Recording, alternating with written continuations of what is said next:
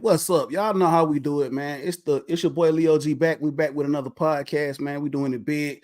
This is a special one tonight, man, and I feel real good, man. It's gonna be real big. As y'all can see, we got several people joining us, man, and we're gonna get down and we're gonna get into it, man, and we're gonna let y'all know what's up. But before we get too far off into the show, man, I gotta pass it over to my boy Banks, man. That's always holding me down. What's going on, Banks? How y'all feeling? How y'all feeling, Reggie? How you feeling, Rocks? Doing good over here, brother. Just it's Friday. It's Friday. That's what's up, man. On a holiday weekend, we coming to you live, man, for the Leo G show, man. That's how we do it, man. So yeah, we doing real big things. And if you already heard, we got two special guests in the building tonight, man. It's gonna fire it up with us on the podcast tonight. So listen, man, our boy Derek Cole, man. Shout out to our boy Derek Cole, man. It's busy. It's graduation season. It's a holiday weekend, man. But you never know, man. He could jump in, pop in. As you can see, he's not with us right now, man. But shout out to our boy Derek Cole doing it real big and doing his thing, man. But listen, we're going to keep it moving. We're going to keep it pushing. And we're going to be, and Derek Cole will be back. Y'all never know. He might jump up in this thing, man, or just whatever. We just never know with Derek Cole. But look, we got to do a little business before we get into the meat of the show. If y'all didn't already know, for our followers and our subscribers, listen, we trying to rebrand this show. We trying to do it big, man. So look, we need some ideas, man, for the rebranding of this show. And like our boy Derek Cole said, man, he got a big prize for anybody that can rebrand this show before June 16th. I think that's Father's Day weekend. If you send us ideas, if you want to send us an idea to the Leo G show at gmail.com, let us know, man. We're trying to rebrand this thing, man. And like I said, we got something big and we want to bring you on the show, man, and actually feature you to let everybody know how you came up with helping us rebrand this show, man. And, present you with your prize. Ain't that right, Banks? Absolutely, brother. I'm trying to actually be the little surprise person, chip in a little something, but I'm so eager to see a new change and a new name, and it's exciting things ahead of us, Leo. Exciting things. Hey man, we trying to do it, man. We trying to do it big. We small time, but we trying to do it big, man. And we love to do it. We got the passion for it, man. Atlanta sports is what we like to do, and we just gonna keep at it. So listen, without further ado, we got some guests. We got a guest that's no stranger to the show. I'm gonna bring him in just a minute, but I got a new guest, man. I got a dude. Listen, so I think I first met this guy, man, probably about 4 or 5 years ago, man. He came down to the A. This brother's really cool, man. And anytime, I wanted to bring him on, man, because we're gonna talk some soccer tonight. But I gotta bring in my man Rocks, man, from the NYC. He's doing it big, man. Like I said, cool brother, man, down with NYCFC, man. Had a lot to do with the third rail up there in New York. Rocks, what's going on, brother? We here, man. We here, feeling good. Looking forward to this extended weekend. My energy is feeling good. Headed to DC tomorrow morning. Cool out, get some chicken and mumbo sauce and all that. Hit some record stores. So everything is up right now, man. I'm excited for it. Hey, man, that's what's up, man. I'm glad you were able to come on, man. Thank you so much, brother, for the support. Automatic, we definitely appreciate it, man. And we wanted to show you a lot of love, man. And we're going to talk to you a lot about the NYC scene up there and what's going on. So listen, I got to kick it over to another person, man. It's no stranger to this show, man. He always comes and listen, when we call, man, he's like, I'm there. Like we just throw up the bat signal, Banks, and he's there. It was like, hey, Reggie, where? I'm there. We don't even have to tell him what's going on, man. You know what I'm saying? It's like, you know how we do, man. If you see one of your boys getting jumped, you just run. You don't care what happened. He coming. And that's what I'm talking about, my man down there, Reggie McKee, man, of Footy Mob fame, man. Y'all know him. Y'all see him. Reggie, what's going on tonight, brother? Man, nothing much, man. Just good to be here, man. I'm just really right now just kind of looking around and just looking at y'all, man. I just appreciate the culture, man. I just appreciate the love. Everything I see here, man, just y'all are just representing. So from the show to rocks, man, y'all, I'm just appreciative. So I just thanks for having me. Really appreciate y'all.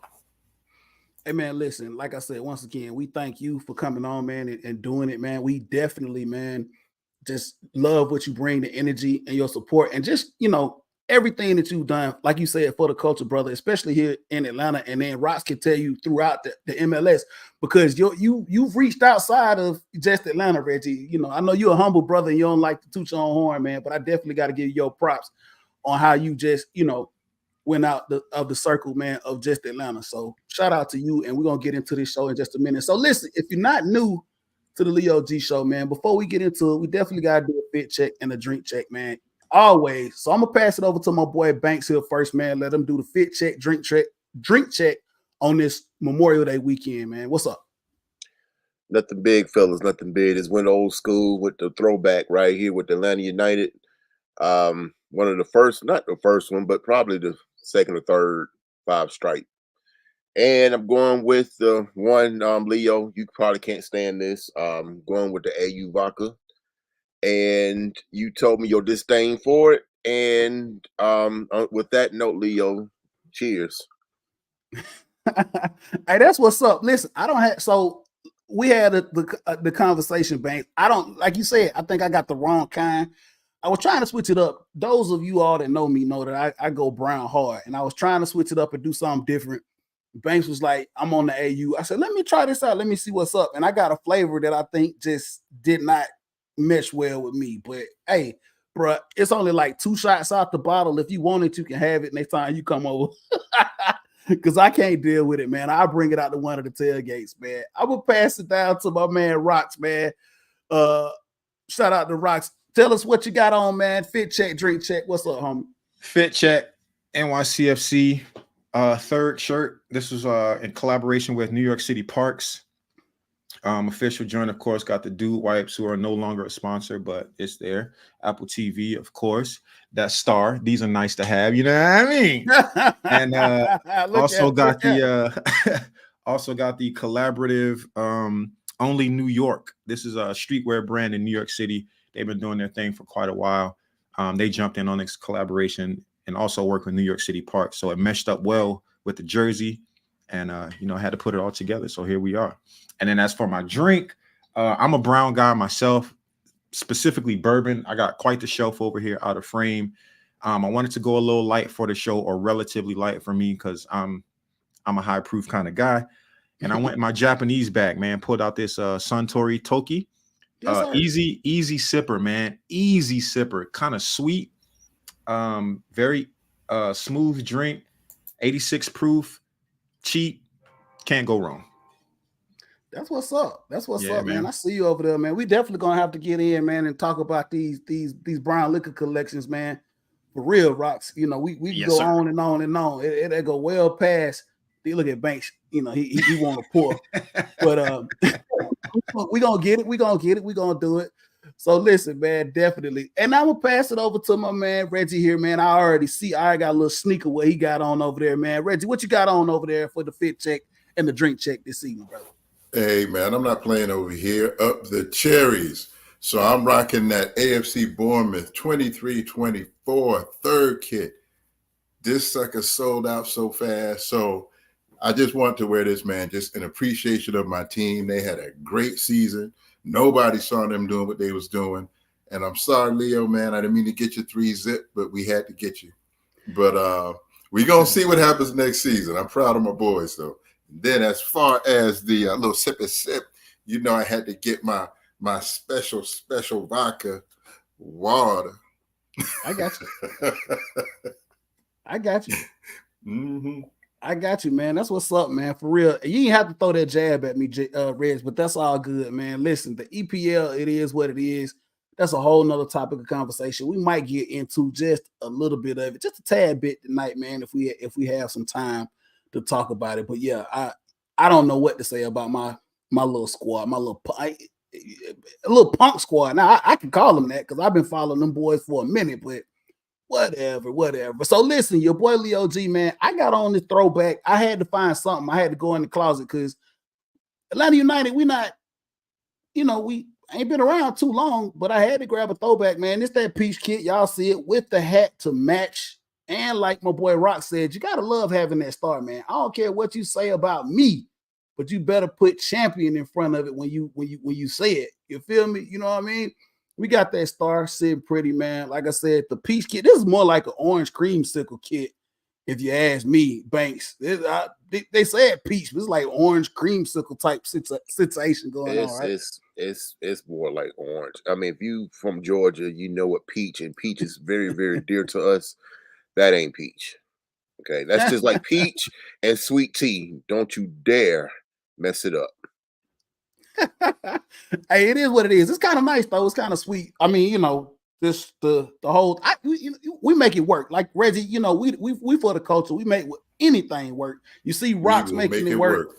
We gonna make it do what it do, man. Whatever they drop, whatever they put out, man. So listen, we live, fellas, on YouTube and on Facebook, man. So let's jump this thing and let's get right on off into it, man. Rocks, we appreciate you coming on.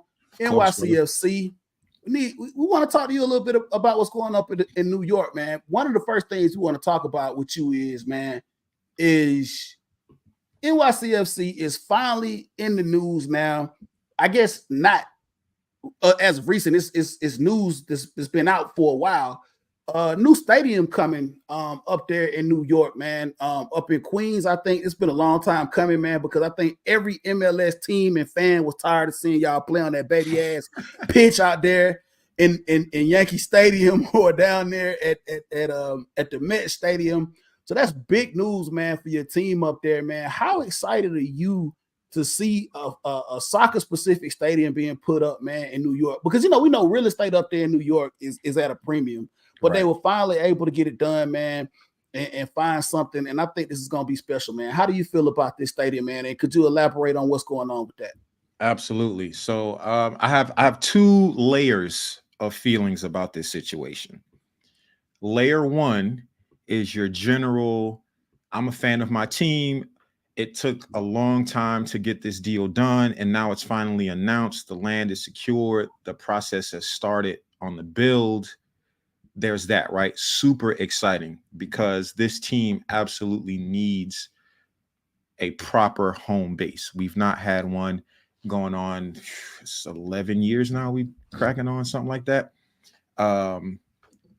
It's insane, right? So that's layer one. Layer one is like, yes, it's time. Let's get it. I'm excited. Let's go. Layer two is, damn, man. And that is because on layer two, I have all these relationships that I built at Yankee Stadium, right, over all this time. And I basically move around that place like a king because I just know everybody and they've watched me do so much for the team and then the supporters experience and all of that. So those relationships just cannot be replaced.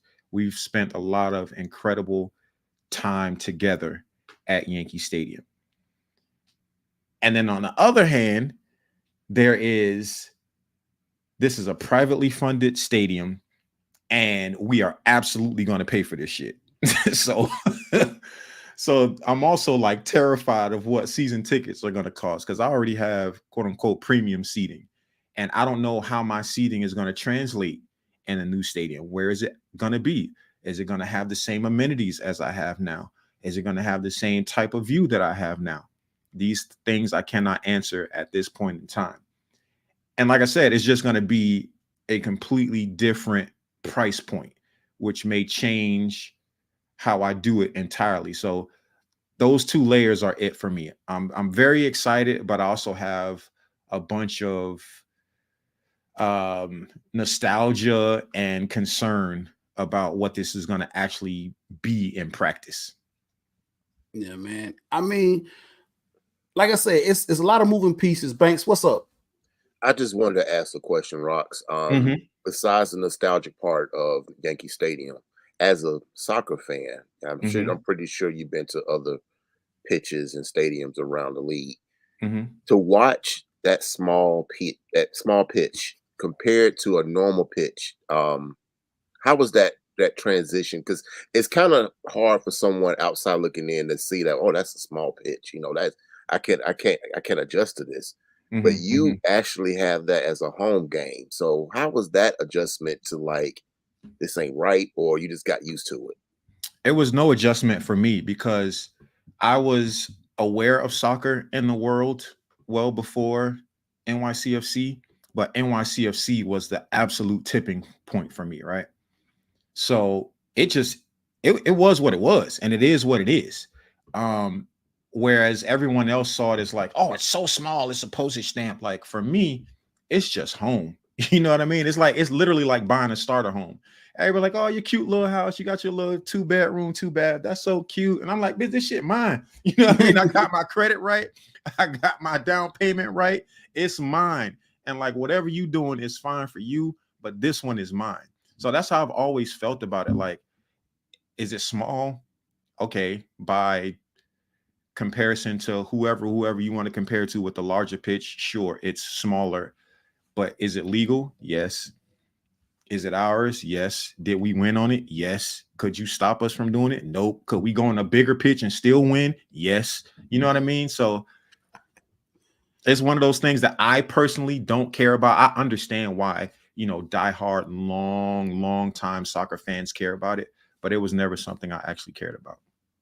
Hey man, for real. Look, I mean, it's just been a joke, man. Like, you know, like Banks said, man, for those of us that have just watched, you know, the game, and especially that, you know, are not familiar with how the regulations are, because soccer is a little different when it comes to like dimensions and regulations when it comes to a field. Like you said though, Rocks, everything panned out, checked off, and was certified by the league. So, you know what I'm saying? It made it happen. And like we said, man, when you guys came into the league, you know what I'm saying, some 10 plus years ago, you know, land was at a premium. And obviously, you know, you had to find somewhere to make it happen, man. You know, New York, Yankee Stadium is a very nostalgic place. And like you said, you built a lot of relationships there. So, you know, you got to make it, like Ray Charles said, you got to make it do what it do, man. And like you said, you guys, you know, won the ship on that thing, man, doing what you do.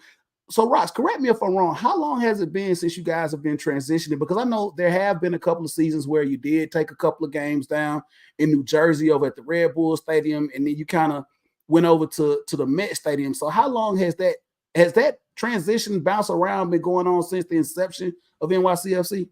Yep. Unfortunately, it's just the nature of the beast. The added layer that someone who is not really in tune with what's happening in New York City may miss is that it wasn't supposed to be like that, right? In the beginning, they had a deal in place, but the owner of the land just backed out on them after everything was like signed and ready to go, and they had already started playing, and then they had to pivot. And when that happens to you, there's literally nothing you can do. You just got to eat it and figure out what your next move is. They were all surprised and shocked and upset about it, but you can't force somebody to sell land if they don't want to sell it. So yeah, it was pretty much from the beginning, being in Yankee Stadium, and it's a very high quality team. If they're making the playoffs and we're in the playoffs, scheduling conflicts, it takes 2.5 days to turn the field over from soccer to baseball. There's a lot involved. So when we had to move. Some of them were major suck. The two most notable, having to go way out to Hartford, horrible. And then playing in Red Bull Arena was just like, bro, you got to be kidding me. And those games, you know, there was a large contingent of fans that were like, absolutely not. We will not go there to play a quote unquote home game. So those games were really poorly attended. I'm talking about less than 3,000. Yeah. And we'll talk about that a little bit, about the Red Bulls thing in a minute. Reg, did you have anything, man, about the stadium, man, that they got coming? And once again, Roxy, we really didn't know how that all kind of, you know what I'm saying, took shape as far as initially trying to open that thing, you know, have something, and then it all fell through and having to do what you guys have been doing now. Reg, did you have anything?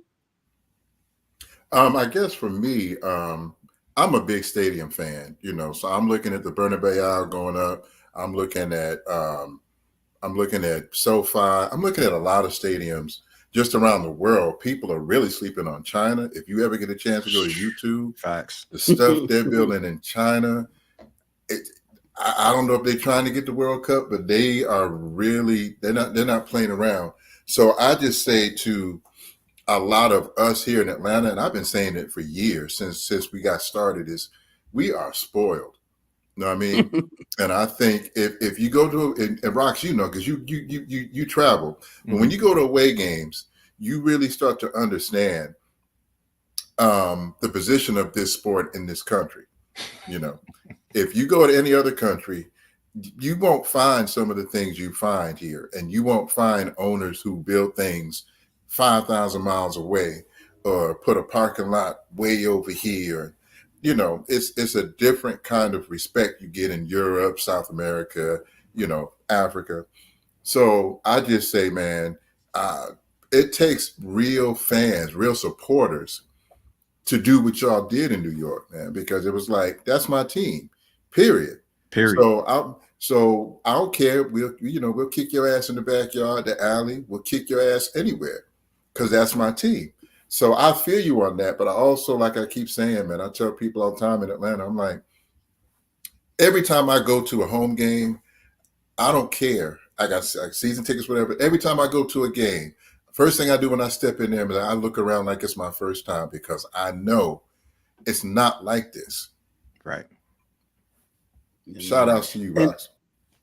And it's some real, like, for real, Rox, man, it's some real, like, badge of honor New York shit, for real, to have to go through all that transition, man, for real, because, everybody talk about New York and, man, just how it is, man, but for real talk, man, y'all have been rolling with it and doing it, man. So, I mean, shout out to y'all, man, for finally getting this coming. Like you said, it's still going to be a lot of moving pieces, a lot of different things that are going to be uncertain in the future, but I think it's going to be cool, not only just for you all up there in NY, but just for the MLS in general, right? Because I still tell people the MLS is still growing, very much so growing.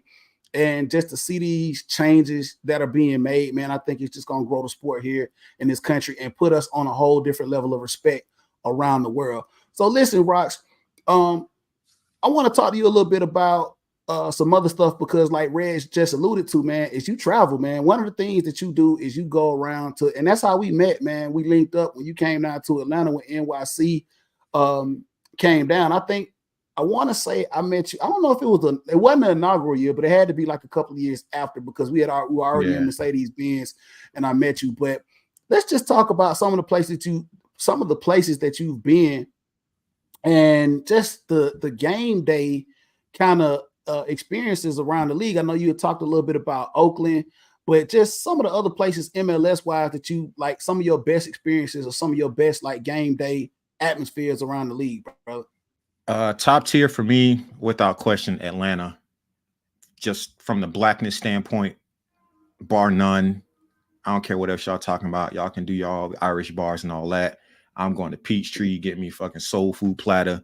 And then I'm going to the Benz to kick it with the boys. They DJing, got the marching band out. That's what I'm here for. So Atlanta, top tier, untouchable for me. Second after that will have to be Montreal, man.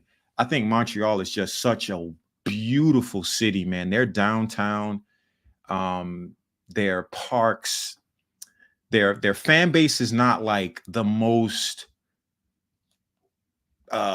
visible, I guess, as far as like energy and like loudness and all of that, but just the way that their stadium is set up. Stade Saputo is right next to the old Olympic Stadium. So you have this incredible view when you're in the stadium of the Olympic Stadium's tower out the back. And it's just beautiful. You can get there by the subway. Phenomenal stop. If you haven't been to Montreal, it is an absolute must. Hopefully, unlike us, they won't put it on the Wednesday. With the Apple deal, most things are on Saturday now. So if you get a chance to go up there and you have not been, must see, must do. After that,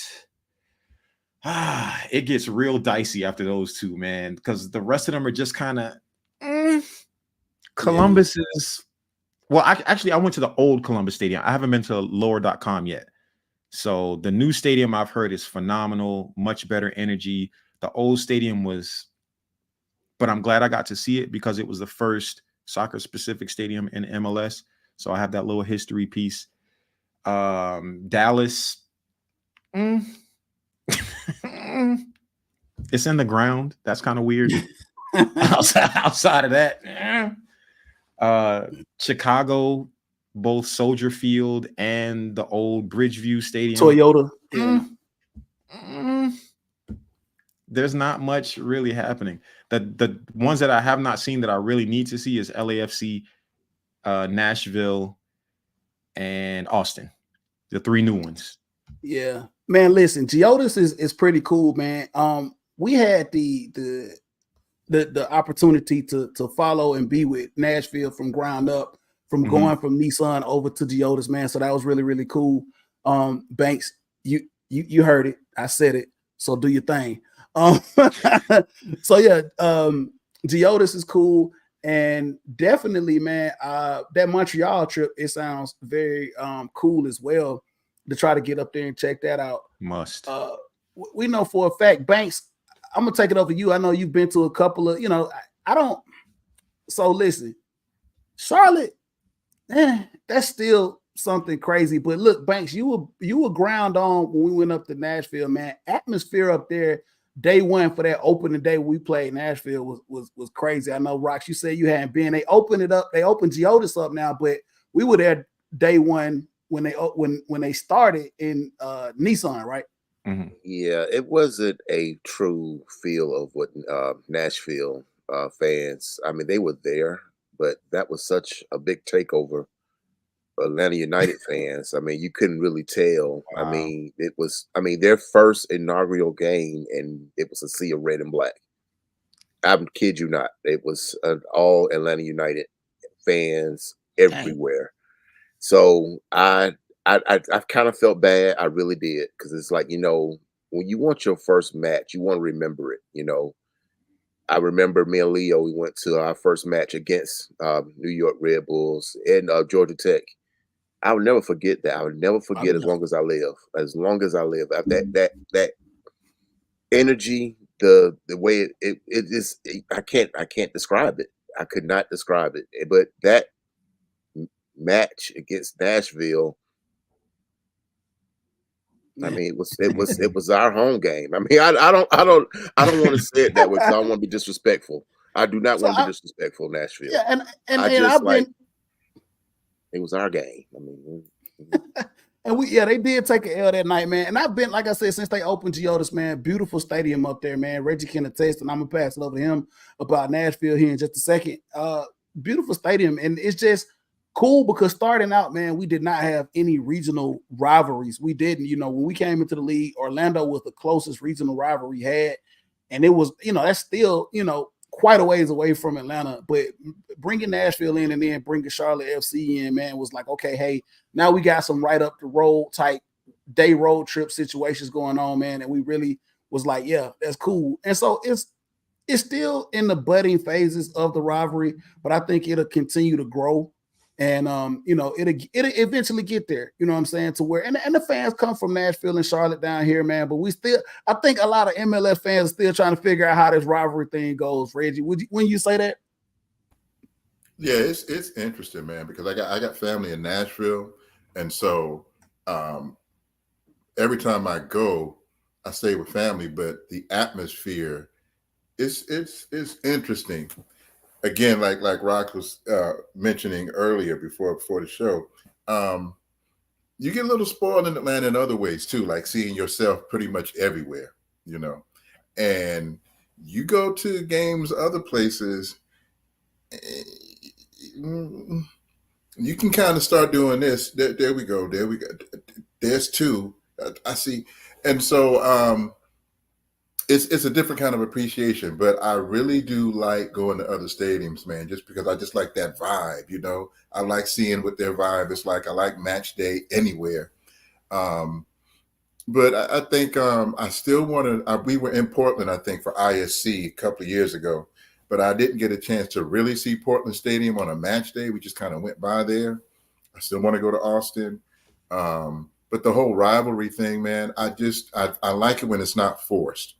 I think sometimes MLS they trying to force some things. That's not how rivalries start. I mean, Tottenham and Arsenal, you have to know the history to see why they have why they got so much hate going on. So let the rivalry like Galaxy and LAFC, that's real. That's the closest thing to me to a real rivalry. Well, no, because I got to say Red Bulls and NY. I don't know how you do that, bro.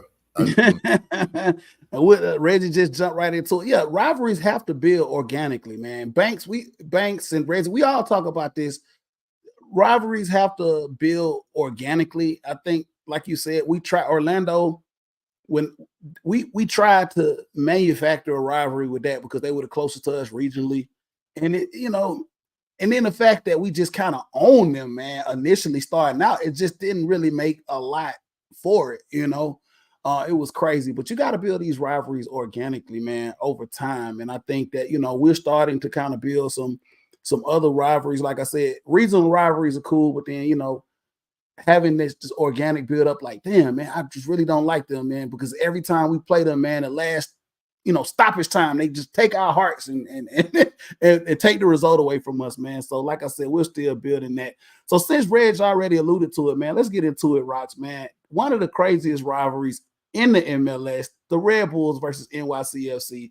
Like, I've watched this from afar, man, and just like Reg said, man, not really understanding how, first and foremost, man, the dynamic of New York with these sports teams is crazy, Rocks, because most of your major professional teams, professional sports have two teams. Mm-hmm. So now we got, let's talk about the MLS a little bit. You got NYCFC, I guess, which people would say maybe it's the city team. I don't know. Maybe you could elaborate on that. And then you got the Red Bulls to play down there in New Jersey. So just let everybody know how this rivalry is and what side of the fence people usually kind of get on, and just what it's all about with this rivalry, man. Yeah, it's interesting right now because New York City FC is in the midst of a refresh of their marketing, right? They've always marketed to the city. They've always presented themselves. I mean, it's clearly in the name, New York City Football Club. The monogram is NYC. They've always been about the five boroughs proper, right? But now they did a refresh of some of the like supplementary imagery and colors and all this stuff. They added this new stuff, and now they're marketing it as we are New York City's team. Forget the New York, like, all right, y'all want to keep arguing New York. That's not even our conversation anymore. We are New York City's team. And everyone from New York State knows when you mention New York, people are only thinking about the city. The rest of New York State, as big and as beautiful and as expansive as it is, it does not count when talking about New York. Unless you live here and you've been to those other places and you know how much else the state has to offer, a general mention of New York means New York City, right? So they're leaning into that. And the Red Bulls fans are basically just like your Euro snobs, your boomers, this is the original team. My dad introduced me to soccer, so this was the team that was around. It's that group, right? Which it's no knock to them as far as how they discovered the team. But New York City fans' biggest issue with them is that there were plenty of fans that have also been fans of the game for way before NYCFC came around. They were around when Red Bull started. They were around when it was the New York, New Jersey Metro Stars, right? But their lack of connection to the team stemmed from the fact that you guys have never played here in the city. And people in New York City really take that seriously, bro. Like, we do not rock with New Jersey. It's law. We don't rock with it. It just is what it is. They're right. Like, I'm looking at New Jersey right now from New York, right? Like, but we do not rock with New Jersey. We just don't. And that is when you talk about rivalries, right, and how they should be natural and organic, that is what it is when it comes to Red Bull. It's like they're so convinced that we're the original team of New York and we represent New York too, and we live in New York. And like, no, you don't. Like, your daddy lives in New York. You live in New Jersey. Or you were born in New York, but you live in New Jersey. Red Bull has never played in New York, right? It has never been a time in their history, even as New York, New Jersey Metro Stars, where all their home games were played in New York, right? So it's all that stuff. And then it's just, we were new, right? We're the new shiny. We came in and immediately steal all the limelight for the metropolitan area and the energy that they thought they were supposed to have. Like, why is nobody coming out to Red Bull Arena? We built this beautiful soccer-specific stadium in Harrison, New Jersey. Why is no one going out of their way to take the subway out of Brooklyn and then get on the PATH train? It's like, you know what I mean? You know what I mean? Like, it's all of that, right? And then we pop up and we're playing in Yankee Stadium, and all the media and the marketing and the cameras and the commercials and everything is on us. And they're like, bro, but we've been here. Like, we had Thierry Henry and we had, you know, Bradley Wright Phillips, and we won the Supporter Shield. And it's like, yeah, but that ain't a chip. And y'all play in New Jersey and we don't care. This is right here. So that rivalry is, and it's getting worse, right? Now we have a championship, right? Now we have a stadium when it's impossible. We tried this already. You're never going to get a stadium in New York City. They don't have the space. It's so expensive. Nobody's going to privately fund that. Land remediation, yada, yada, yada. Now it's done, right? So, you know, even in the last Derby match, the tifo that the Third Rail put together, their best ever, by the way, huge vertical raised, had a dude in the middle with the and had the 2021 MLS Cup on one side, and then had the Stadium 2027 on the other side. It's like, shut up, we told you. So everything they said we couldn't do, we did, and we did it before you. It's awesome, bro. And the rivalry is gonna, when that thing opens, fireworks. What up, Banks? What up, Banks? And let me just go on record to say the first match in that stadium will be the Red Bulls. I'm just taking a stab at it. Absolutely. Absolutely. How was the vibe between the Red Bull fans and the NYFC fans when you won the MLS Cup? Like, I'm pretty sure that was some kind of some dirty looks. I recall when we won our championship, Orlando was 38 hot, bro. I'm talking about they were hot. They did not want us to win anything. We won the championship. And the crazy part about it, what Leo just said about it not being organic as a rivalry, when we won the MLS Cup, we didn't really care about Orlando anymore. It was like, okay. We didn't brag. I mean, that's what I'm trying to say. It's like, okay, you see it, but whatever. I guess it's different for you guys, you know, going with New York Red Bulls, and they see it like firsthand, like, y'all got a cup before we did. So, I mean, I'm just curious to how that felt and what was the vibe like. The vibe was, on our side, it was like, we told you, how many ways did we tell you? And then on their side, it was, it's the COVID Cup. This, that. Philly had COVID. Even Philly, like, we have a real rivalry with Philly now. We have a real rivalry with Toronto because of all of that. Like, we went through New England. Remember that year, New England was the hottest thing smoking in MLS. We beat them in their house. Like, people keep forgetting that part. Like, they are like, oh, y'all barely squeaked by Phillies. Like, we had to get through New England first. Like, that was the start of the gauntlet. What are you talking about? We beat the absolute best team by points in the league that year, and they were far and away better than everybody. They put up a record number that season, and we beat them at home. Then we beat Philly, and the fact that y'all had a party and got COVID has nothing to do with us. We had to play in your house again. We had to play in your house with whoever y'all could field, and we beat you at home, right? Then we had to go face Portland on the road. So Bro, felt good, didn't it? it To felt beat good. Portland. It felt good. we It know felt some so about good. that. Because not Hey, only did man. we do it through a ridiculous gauntlet, we did it all on the road. Hey, man, listen, man. You know, we know a little bit about, um having people kind of just throw stuff in your face. Like Atlanta is a city, man. Like, we have a rich sports history, but we don't have the I guess lineage of when it comes to championships. So when we win something here, man, we hear from everybody. They try to discredit whatever we win. You know what I'm saying? Especially when the Atlanta United won our ship back in 2018. It was like, oh, put together, and that. It was just a lot of everybody. Nobody wanted to really give us any respect, and then especially Reds can elaborate on this too, man. As a fan base, like putting this thing together and being fans of a team like that's new and then winning the championship, man. Everybody in the league came for our throats. Oh, that fan base is plastic. Like, man, no. There's nothing plastic about Atlanta. If you That have trophy not ain't been, plastic. the trophy ain't plastic. And if you've never been to Atlanta, come down to Atlanta. We'll show you just how big this fan base really is and how big we support not only just, Atlanta United, just all of our teams, man.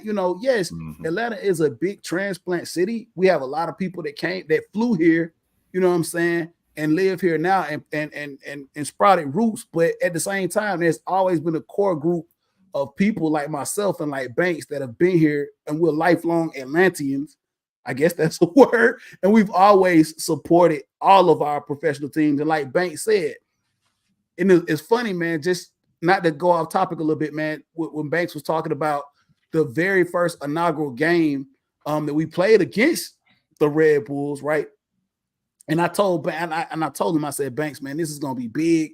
This is gonna, because at first he was on the fence about going. He was like, man, I don't know, and I said, dude, this is something that you want to be a part of ground up, man. I had been following, when they had made the announcement that we were gonna get the MLS team, and I knew that I was gonna be there opening day.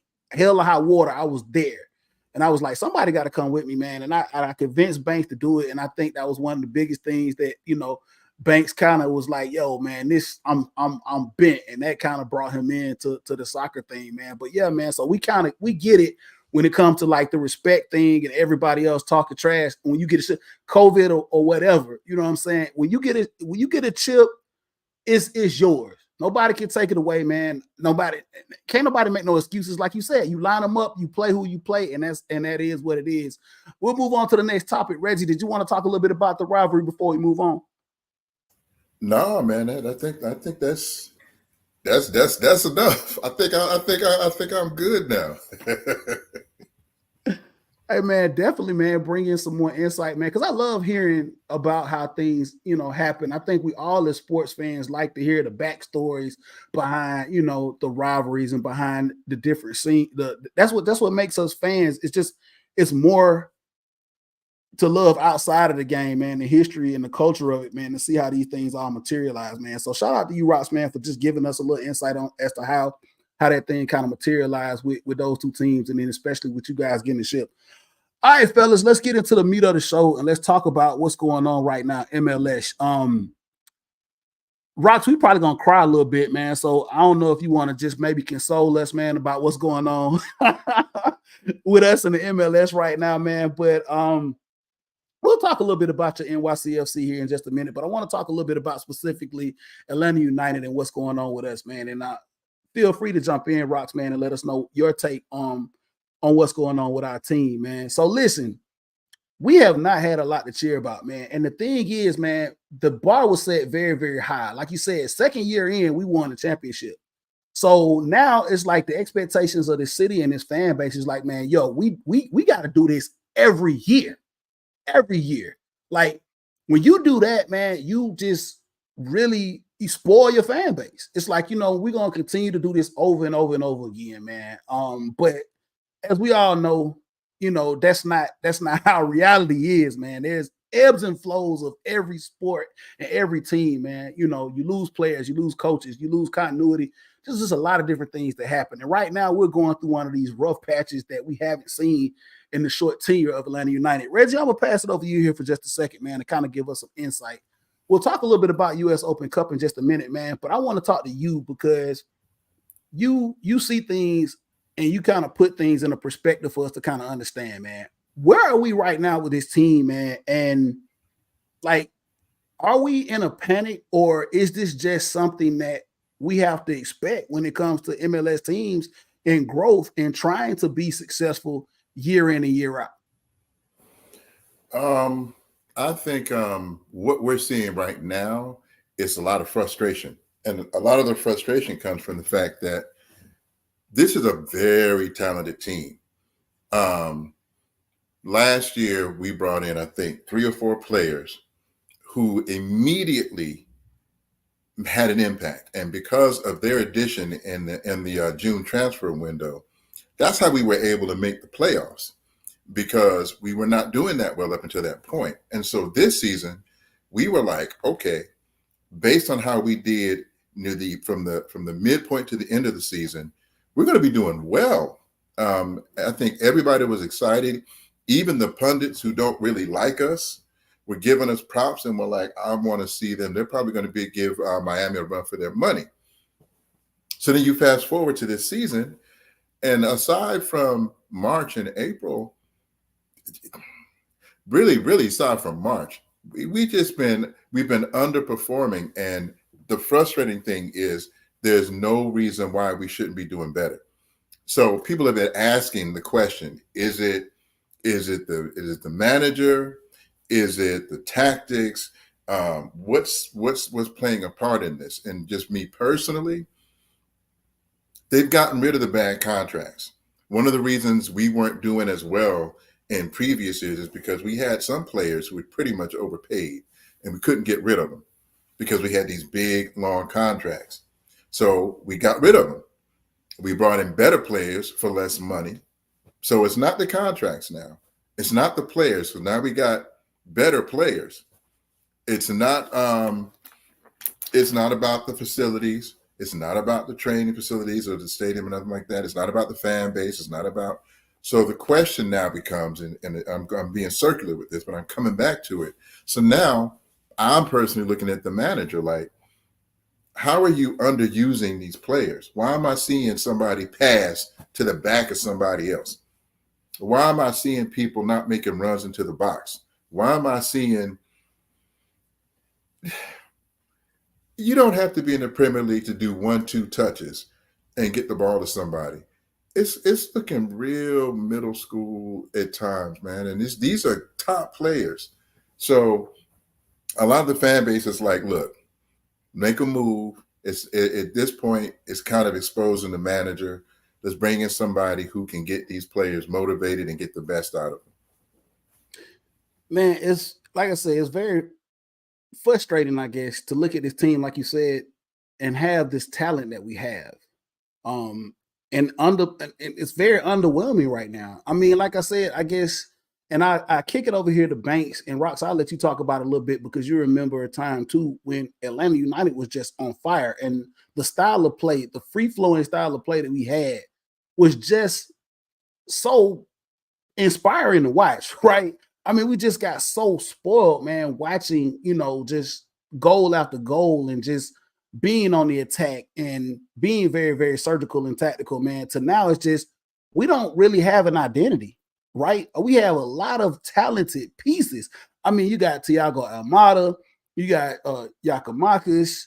I mean, we brought in some great midfielders. We brought in some people on the back line, and it's like, why can't we get this all together? So Banks, I'm gonna kick it over to you, man. You being, kind of the neophyte when it comes to watching soccer, like, how does this compare? How does watching this Atlanta United team compare to like what we saw initially on with Tata and the free flowing attacking style that we were used to, and now this team that just basically doesn't have an identity? I want Tata back. How about that? I can't. It's like night and day. I'm really sitting back watching the matches, and I'm like, what are we doing? Like, I have to admit, I actually turned some matches off because it was just something I just don't want to keep watching. I want to keep watching that.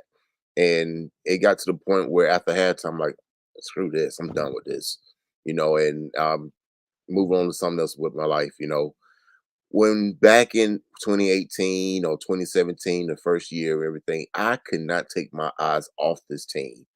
I would watch every minute, I'm watching commercials, eyes glued to the TV so I won't miss anything, going to the matches. I stood up, Leo, and you was there right next to me. 90 minutes. My bladder about to explode, and I didn't want to move. And it's we like stand for 90, baby. I have to stand. I cannot sit down. If I sit down, I feel like I'm gonna miss something. Back when Tata was the head coach. So it's a night and day situation, Leo. It's not the same. I can't even begin to explain what's going on. I don't know. I want to get back to that, but until then, man, I'm like, they got to figure out something. Man, growing pains. And by the way, Banks, Tata is very comfortable down there, in the tropical styles of Miami. My second favorite home. I love that place. I don't want to talk about what's going on with the MLS team down there because that's a whole nother topic of conversation. We can talk about that for a whole hour and a half. Rocks, man, I'm gonna pass over to you here for just a second, man, from afar. And I know you've watched MLS, man. You've been a pupil of the game, man. Watching Atlanta United now and watching them in the past, man, like I just said, I guess lack of an identity and what's going on now. How do you feel about this team, man? And in comparison to where we once were? So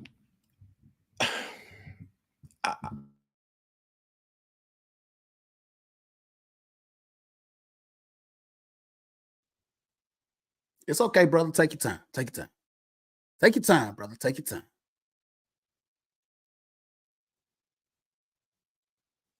And you're not going to hurt our feelings.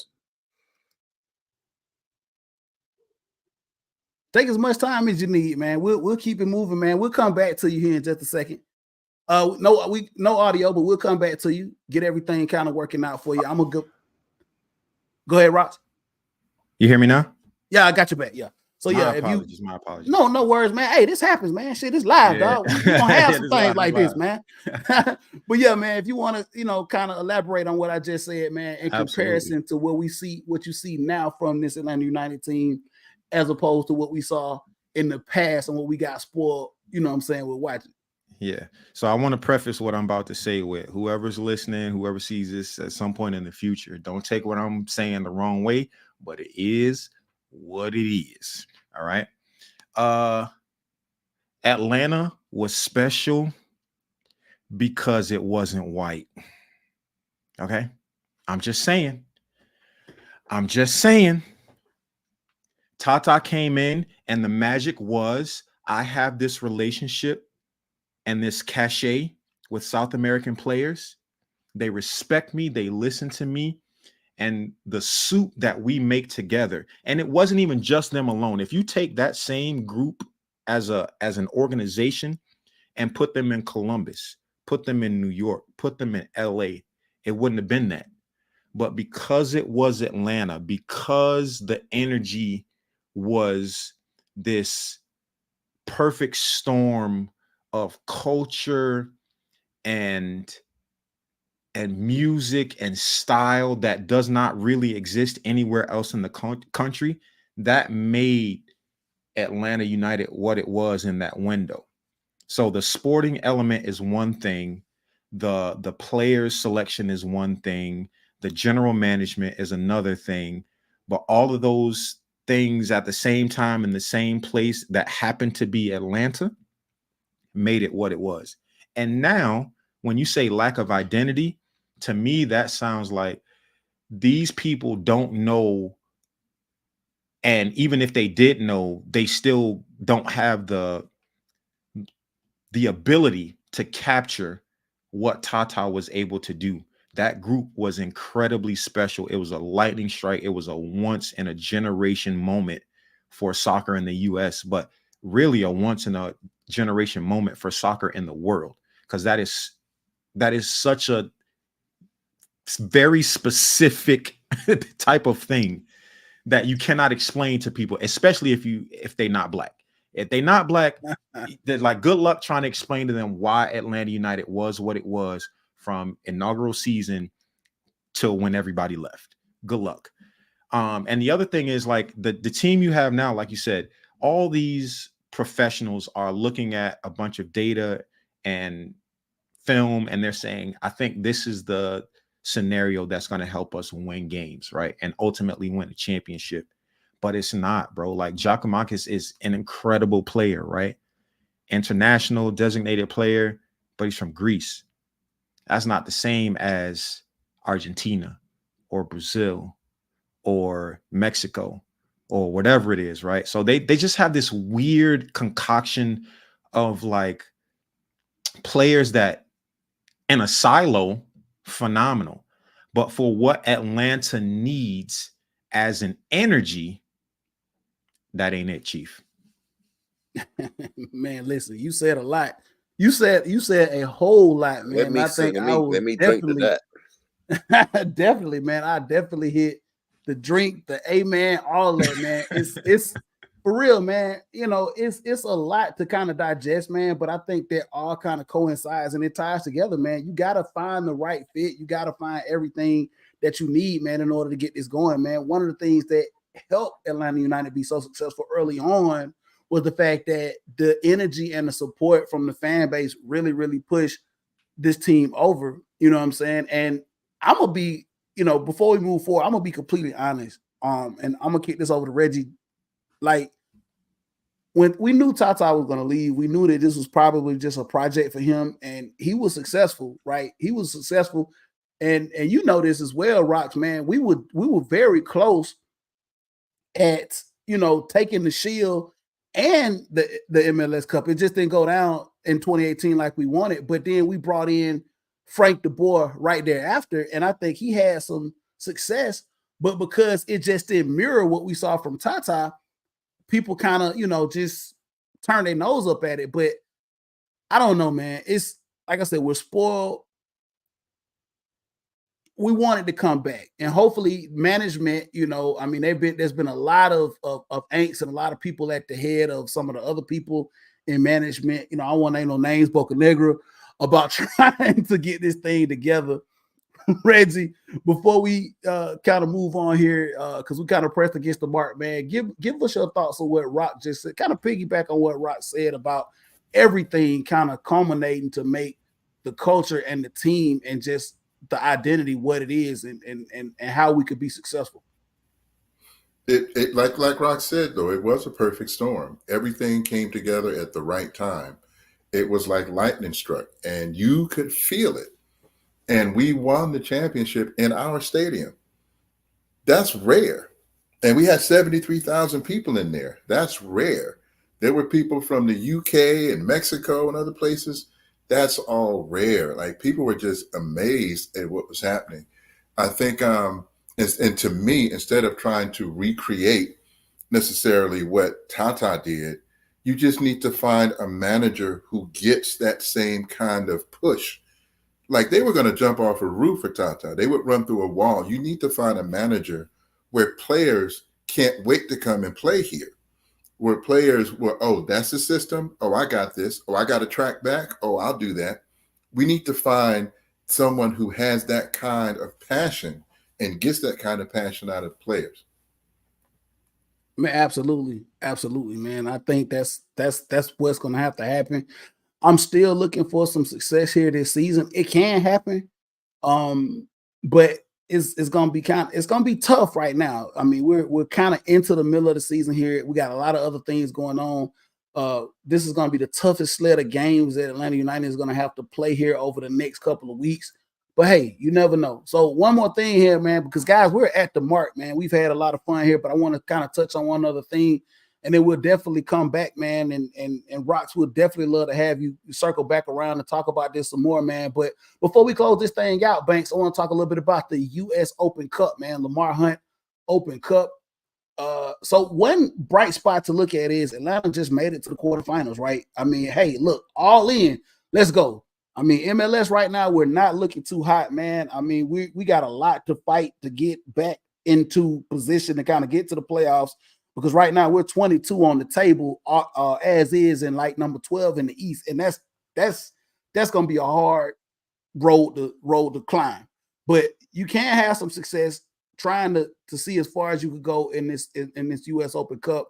We just had a lot of people that are new to MLS or just soccer as a whole don't really understand the premise of different tournaments or different things going on within the whole season. So the Lamar Hunt U.S. Open is a tournament that actually happens and coincides with the MLS season. So this is a legit trophy that you can track, and it has implications as to putting you in other things into the next season, as the CONCACAF Champions League and other things. So this is what we're tracking now. I think this is where all the emphasis is going to go into trying to see if we can make this happen, but it's going to be very, very tough. Like I said, made it to the quarterfinals against a tough Charleston Battery team, had to take that all the way to PKs to do that. So now we're in the quarterfinals against the Indy 11 coming up here in July. And if we get past them, I think it's a strong task that's going to be ahead of us. I think we got LAFC that is still sticking around in it. I think I want to say they're playing, if I'm not mistaken, like Sacramento. They're still in it. Forgive me, guys, because I had the brackets up, but I lost it. But anyway, before we close this out, I'm gonna give it over to all you guys. Let's talk a little bit about the Open Cup and the importance of it. But I'm gonna start with you here first, Reggie, man. This is it, man. I think this is the fight. The fight is on now for this Open Cup. We're gonna push a lot of resources into this, Reggie, man. This will be this will be a feather in the hat, man, if we can get this right. Am I right to say that? No, definitely, because people, I mean, folk who are really big into the Premier League and all that, and England, they always talk about the FA Cup and all that. This is that equivalent. This is if you win this, you are the best team in the US. Period. That means USL and all the other leagues below that, you are number one. And I have to mention De Boer and all this because, like you said, I think people got a little spoiled from the championship. But we won 2 cups. We won the U.S. Open, and then we won the Campeones Cup, and that was the champion from MLS played the champion from Mexico, and we beat them at home. So we got 3 cups. We got 3. So it's people need to understand, to win the U.S. Open means you are the best in this country, and I'm glad that they're finally throwing some weight behind it. I'm glad we are one of the teams, because a lot of MLS teams didn't even want to participate, which sounds crazy, but I'm glad we're participating. But if we can get over some of the tight games we're having right now, and once we get our starters back, I think we can make a good push towards getting that. Yeah, brutal stretch of games are coming up, man. Coming up here tomorrow night, LAFC. We take on tomorrow night as we record this show down at Mercedes-Benz. Got a little shout out to LAFC, man. Love them, man. Love their energy. Love they fan base. Taking it over here to Banks before we close this thing out. U.S. Open Cup, Banks, man. All in. Are we all in on this, man? Trying to kind of salvage something, because, like I said, it's gonna be a hard road to sled to try to get back up into this playoff line with MLS. But man, can we really do some damage here, man, and bring home a trophy with this Open Cup? I would sure hope so.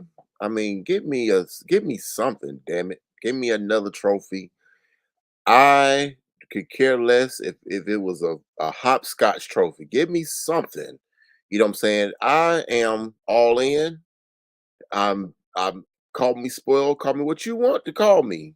But I want something else in that trophy case, fellas.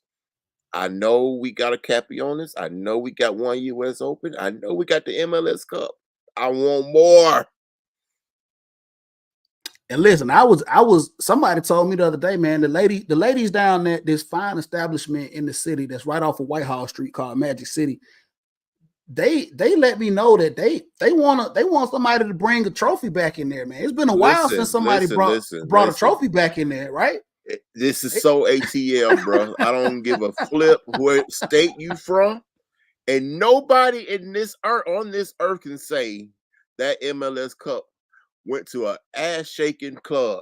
Okay, and it sat there on the stage. Hey, while that- wait, right? whoa, whoa, Excuse me, I'm so whoa. sorry, but Watch I'm him just out. being A real. I'm just being real. world Listen. renowned establishment of people that dance. That's where it went. But go ahead. I'll let you continue. If you okay, whatever. But yeah, it was getting some tip drills right there on stage, and I don't know any other cup that sat there on stage and got some cheeks in its vicinity.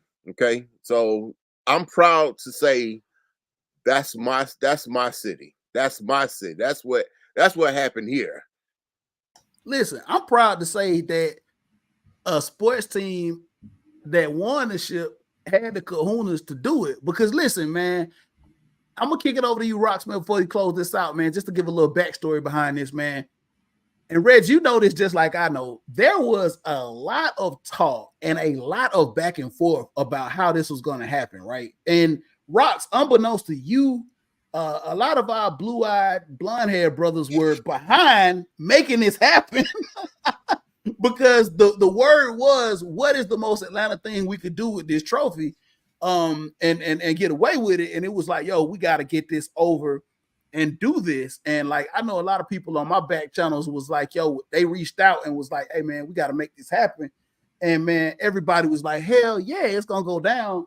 Bring it. Y'all are more than welcome. And we'll make sure that this is gonna be the most Atlanta shit y'all could do and the most safest shit y'all could do. And it went down, man. And I think, man, I don't think any other professional team will be able to top that. Rocks, I'm gonna pass it over to you. What can Atlanta salvage this thing, man, by bringing this U.S. Open Cup home? And B, your thoughts on what Atlanta United was able to do with that cup and taking it into the world-renowned establishment that they took it to? They can absolutely turn it around if they win the U.S. Open Cup. That is a very significant piece of hardware to obtain. It means a lot for your club to sustain a high level of play throughout the absolute gauntlet that tournament is. Like the Open Cup doesn't get a lot of credit. MLS has largely dominated it, but it's not easy. Like, don't get it twisted. A lot of teams are playing their youth in the early rounds. And then when it comes time to get down to the business of actually trying to take that thing home, you see those starting 11s coming out, right? Y'all have Indy 11 next, I believe, in a quarterfinal. Not a pushover team. They're well-established, important culture, very, very well embedded in their city, right? And they want to, especially in this window when the full MLS is not there. We've had some MLS clubs and then some MLS Next Pro teams in there. Shout out to NYCFC 2 for getting as deep as they did in the tournament. These quote unquote second and third division teams, they want to stick it to MLS and bring that cup home. So it's not going to be easy. If Atlanta gets through Indy 11, gets to the final and wins this thing, absolutely can turn your season around because you're only 4 points out of a playoff position as it stands anyway. The East is going to be chaos for the foreseeable future because we basically don't play the West anymore. So everybody is taking points off of each other. So every time you beat somebody in the East, that's a 6-point swing. You can absolutely turn this thing around. And I'm talking from experience because this team right here, they were horrible at the beginning of the season. And now they're third in the East, just like that. Slid on up there. That's what's up, man. So, fellas, look, we've come to the end of the conversation, man. Look, I really wish we could keep going, but look, we'll definitely have to come back and revisit this, man, because we've talked a lot, man. We've learned a lot, man, and I'm just so appreciative, man, that you all were able to kind of share and we could talk about this and do this and have this type of platform, fellas. You just don't know how excited I am about being able to get together and talk about this, man. So before we close this thing out, man, as I always do, I'm going to give it over to everybody. Let them know. I'm going to pass it over to you here first, Rocks. Let everybody know where they can find you, man, what you got going on, man, what you're trying to do. Just, let everybody know, brother. You can't find me. If you don't If you don't got my phone number, good luck. Good luck. I hope you know Leo. Maybe Oh, you man. talk to Leo, and if Leo give you the okay, maybe. But you can't. No, I'm messing around. I'm usually on Instagram, Rox Fontaine. I'm the same everywhere. I don't Twitter anymore because toxic and just not enjoyable.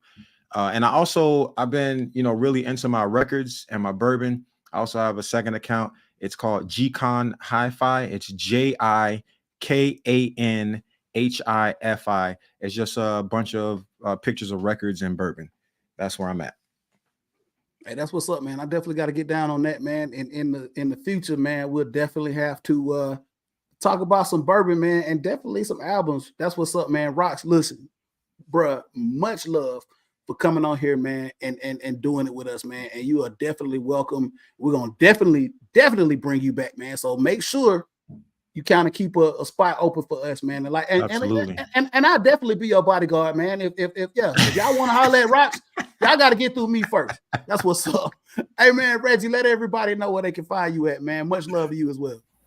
Hey, man, appreciate that. You can find me, man, on Facebook. My real name ain't no alias, Reginald McKee. On Facebook, IG is McReg, MCREG 69. Then I also have Gold Food. It's actually under Gold Food 2 now. So I'm getting ready to kick that back up. That's about intersecting and getting Black businesses and soccer interconnected, especially before this World Cup here in 2026. And I'm still on Twitter /X. Don't tell nobody. Under Reg 3649. I'm sorry, 3641. My bad. Hey, that's what's up, man.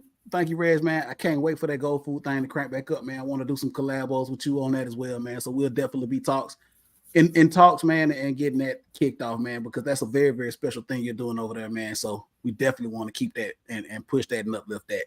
Thanks. Over to you, my brother, man. Let everybody know where they can find you, man. Well, you can find me at Antoine Jarrell Banks on Facebook or Baby Banks 80 on the gram. I would say Twitter, but something they got going on over there on X or Twitter, whatever you hell you call it, they don't want me on there. So guess what? I'm not going to be on there. Mr. Rox, it was a pleasure to meet you, sir. I've learned a lot from you. Great meeting you as well, man. Honor, brother. It was an honor. Reggie, I need to get around you more often, obviously, because every time you see me, it looks like you look at me like I'm a drunk off the street. So, Reggie, man, you be having that Loch Ness Monster Bigfoot thing going on. I'm like, I saw Banks. From here on out, I'm gonna make sure I'm gonna be like, it's me, it's Banks, it's me, it's me, it's me, it's me, it's me. So I won't be a stranger anymore. Leo, like I said, great show, brother. I am looking for everybody that's sitting is watching this show, y'all. Please, I am so excited. If you want to hit me up privately, you can about the new show title. I'm all ears. I'm listening, and also, I need some assistance, help. And don't tell Derico because he'll have a field day with that. I need some assistance with my social media. Rox, kicking it back over to you, man. Yeah, I just want to slide in real quick. This is a callback all the way to the top of the show where we were talking about Reggie, man. I just want to take this opportunity to slide in very quickly and succinctly. Reggie McKee is God tier in this. Like, do not ever in the history of talking about Black culture and soccer in the United States underplay what he means to this game here. And for Black people, I need y'all to know that, understand that, hold that in your heart, and talk about it for all time, because he's one of them. Know that.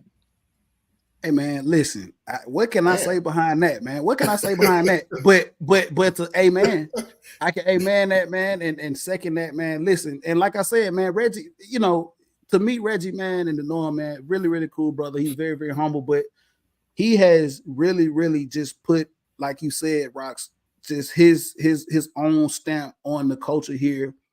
And it was organic, man. It was nothing that he was just trying to set out to take credit for or do, man. It was just him being him being humble and him pushing this thing, man. And the conduit was Atlanta United.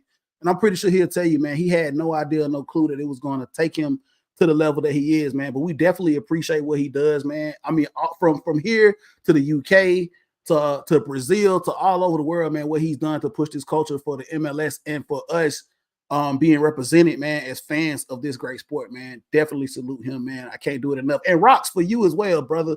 I definitely want to shout you out, man, because like you said, dude, to be the Army of One up there in New York, man, to start that thing out, I can only imagine.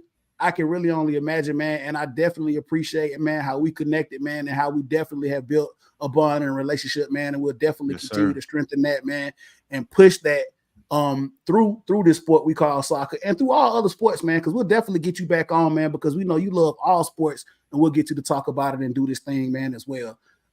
And Banks, one other thing. Come on, man. We're gonna be all night. Go, Banks. I just want to say this, Rox, you were saying that you're the only one up there. I can kind of relate to that. I wanted to say that before you guys were talking. I couldn't get in. But me and Leo was tailgating on the first match back in 2017. And it's like two big burly black guys walking through the parking lot. And it's like the record scratched and everybody stopped and looked at us. They were like, what the hell? Like, it was kind of like a uncomfortable, like people, they're looking at you, but they looking at you for that one reason, like what y'all doing here, but at the same time, it's like as the season went on, it was like, yeah, they belong here. You know what I'm saying? Because it was, I can't, again, Rox, I feel you, brother. And like I said, when I walked on that pavement, it was like all eyes on me. I felt like a celebrity. I really did. Hey, man, once again, Atlanta is not real. It's not a real place. It's really not. I mean, I know the whole meme and the whole hashtag, man, Atlanta is not real. It's not a real place. It is what it is. But listen, fellas, hey, if you want to catch me on that thing that Elon Musk created over there called the X, it's at Southern Set. Y'all see it on the screen. You can also catch us the show at the Leo D Show, the #1. Y'all can catch us over there as well. I'm a Gen Xer, so my fingers are not like that when it comes to going back and forth over there and like Rock said, that toxic place. But I'm there, man. I'm there for it. So y'all can holler at me either way. You know what I'm saying? Just get up, interact with us, man. We appreciate everybody and all the love. This has been another edition. And by the way, we are rebranding and we are going to kick this thing off. Like I said, man, one way or another, if you have some ideas, hit us up, the leogshow@gmail.com, and let us know before we kick this thing off. Definitely looking on rebranding this thing for the fall. But that's it, man. We love it. Appreciate you guys for coming out, man. This has been another edition of the Leo G Show. We'll catch you guys on another half.